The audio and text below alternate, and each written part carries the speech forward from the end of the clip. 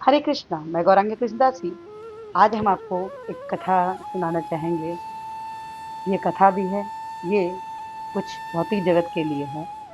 लेकिन कृष्णा का कहना है कि कैसे हम अपने माता पिता की सेवा करते हैं, किस तरह से करना चाहिए, ये इस कथा में आपको आएगा। चर्चा एक कुछ इस प्रकार की है कि एक बार की बात है कि एक बिटिया थी जो अपने पिताजी से और माता पिता से बहुत बहुत बहुत प्यार करती थी, और वो कृष्णा की भक्त भी थी।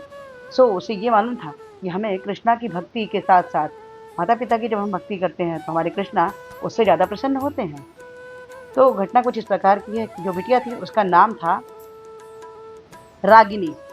रागिनी नाम की बिटिया थी, उसकी शादी होती है। शादी में जब उसकी विदाई का टाइम आता है तो विदाई के समय वो बिटिया देखती है, जब विदा होने का समय होता है तो पहले अपने पिताजी को लपेट के और सुसक सुसक के रोती है, क्योंकि उसको ये था कि अब मैं अपने पिताजी से सुबह उठते ही उनको नहीं देख पाऊंगी, उनसे मैं दूर जा रही हूँ।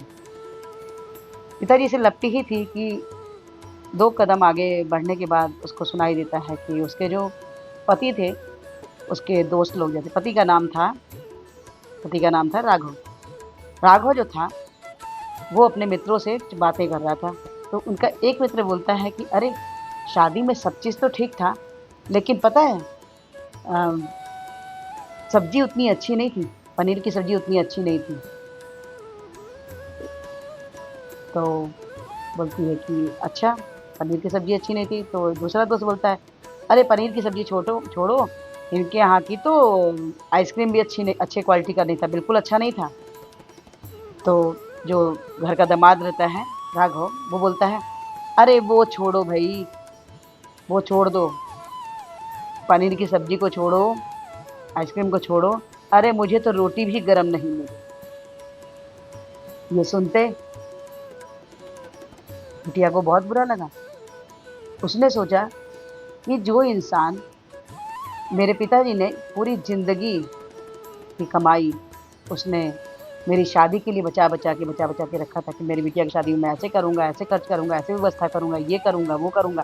प्लानिंग चल रही थी, रातों में नींद मेरे माता पिता को नहीं आती थी। ये लोग चर्चाएं करते थे कि कैसे कैसे आखिर कैसे हमें शादी अपनी बिटिया के अच्छे से अच्छे करनी है, ताकि लोग दुनिया देखे।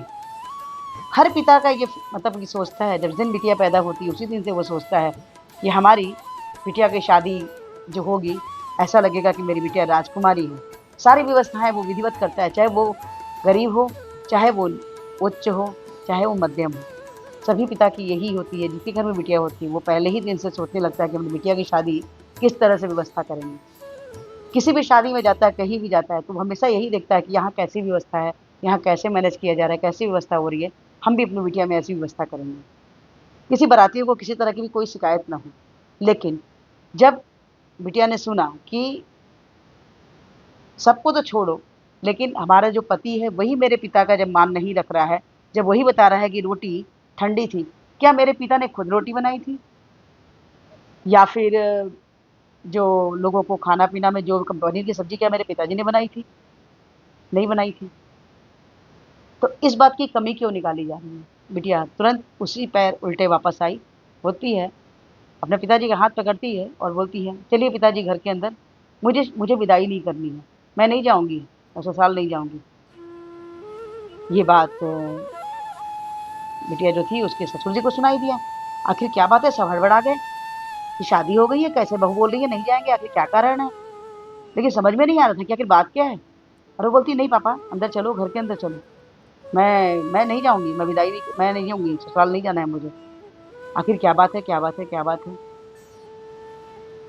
राधे श्याम जो उनके ससुर जी थे वो आए और बोले, क्या बात है बेटा? उनके सिर पे हाथ रखा, आखिर क्या बात है, क्यों तुमको नहीं जाना? कि शादी इतने अच्छे से हुई, सब कुछ हुआ, आखिर कारण क्या है? लेकिन बोलती है, नहीं मुझे नहीं जाना है, मुझे जाना ही नहीं है। बहुत पूछने के बाद जब पिता ने पूछा कि आखिर क्या बात है बेटी, तुम जाना क्यों नहीं चाहती, क्या हो गया? सब कुछ तो अच्छा था, सब कुछ इतने अच्छे से हुआ। बेटे, मेरे पिताजी, जब मेरे ससुराल वाले, जबकि आपकी गलती नहीं है, आपने तो, ये तो हलवाई की गलती है, व्यवस्था करने वालों की गलती है कि उन्होंने, मेरे जो पति हैं, इनको गर्म रोटी नहीं मिली खाने में, इनके दोस्तों को अच्छा आइसक्रीम नहीं मिला, देवर को पनीर की सब्जी अच्छी नहीं लगी। सारी व्यवस्थाएं में उन्होंने सिर्फ कमियां निकाली। आपने क्या कितना कितने किस तरह से आपने चीज़ों की व्यवस्था की, इसको किसी ने नहीं देखा। किसी ने गुणगान नहीं किया उस चीज़ का। मुझे नहीं जाना है, मुझे शादी में नहीं जाना, मुझे जाना ही नहीं है ससुराल। ससुर जी आए और समझाएँ कि बेटा छोटी-मोटी बातें होती हैं, छोड़ो हटाओ इस चीज़ों को। उसका पति भी आके बोलता है, चलो क्षमा करो, राघव बोलता है माफ़ करो मुझे, सॉरी, और चलो तो ससुराल। आज के बाद तुम्हें किसी भी तरह का कोई भी शिकायत का मौका नहीं मिलेगा। पिताजी के बार-बार समझाने से, माँ के बार-बार समझाने से बेटी ने जाने के लिए तैयार हो गई। लेकिन आप बताइए, सच में क्या ये समाज बेटी के पिता को हर समय नीचे दिखाने का ही कार्य कर सकता है? क्या तारीफ़ नहीं कर सकता? चाहे व्यवस्था कितनी भी अच्छी क्यों ना, क्या अंबानी के घर में भी लोग कमियाँ नहीं निकाले होंगे? कुछ न कुछ तो कम निकाले ही होंगे। हमारे समाज में बेटी को पूजा ज़रूर जाता है, देवी की पूजा करते हैं हमारे भारत में, लेकिन ससुराल में बहू को लक्ष्मी माना जाता है, लेकिन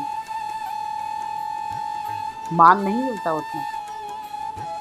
दुनिया कितनी भी बदल जाए, कितना भी एडवांस हो जाए, बहुएँ कितना भी काम क्यों ना घर के लिए कर दें, परिवार के लिए कर दें, फिर भी उनके अंदर उनके माँ-बाप के लिए हमेशा उनको कुछ न कुछ सुनना पड़ता है कि तुम्हारे पिताजी ने ये नहीं बोला समझाया, तुम लोग माँ ने ये नहीं बढ़ाया। मतलब एजुकेशन दे के माता-पिता बच्ची को उस लड़के से ज़्यादा जिससे शादी होनी उससे ज़्यादा काबिल बना देते हैं, कई बार होता है, लेकिन फिर भी कमी निकाली जाती है। आखिर ये कब सुधरेगा? उस बिटिया ने उसके बाद शर्त रखी कि आज के बाद मेरे माता-पिता को किसी भी तरह का कोई भी उलाहना न दिया जाए। उसके बाद वो विदाई के लिए तैयार हुई और विदाई के बाद वो ससुराल गई और ससुराल वालों ने भी उसे पूरा समर्थन किया, उसे अच्छे से रखा, उसका मान-सम्मान किया, क्योंकि पिता ने भी किसी की तरह की भी कोई भी कमी नहीं छोड़ी थी अपनी बिटिया के पढ़ाई-लिखाई में, अच्छे एजुकेशन में, अच्छे पद पे लड़की काम करती थी। ये छोटी-सी स्टोरी आपको कैसी लगी? अगर अच्छी लगी हो तो प्लीज़ लाइक कीजिए, शेयर कीजिए, सब्सक्राइब कीजिए और हमारी विनम्र प्रार्थना है कि हमारे पूर्ववर्ती आचार्य शिलाप्रपाद में हरे कृष्ण महामंत्र जपने बोले थे जो कुछ इस प्रकार से हैं। हरे कृष्ण, कृष्ण कृष्ण हरे हरे, हरे राम, राम राम। तो हरे कृष्ण महामंत्र जपिए और कृष्णा के सबसे प्रिय बच्चे बन जाइए। प्लीज़, प्लीज़, प्लीज़ एक माला जपिए। अच्छा लगता है तो 2, 2 से 4, 4 से 8, 8 से 16, 16 माला जपिए और कृष्णा के हेतु की कृपा के पात्र बनिए। और प्लीज़ इस वीडियो के थ्रू एक मैं लास्ट फिर से बोलना चाहती हूँ कि बेटी को मान-सम्मान के साथ, जैसे पिता बड़ा करते हैं वैसे ही मान-सम्मान के साथ, बहू को भी समाज में पूर्ण रूप से इज़्ज़त मिले, मान प्रतिष्ठा मिले। हरे कृष्ण, राधे राधे।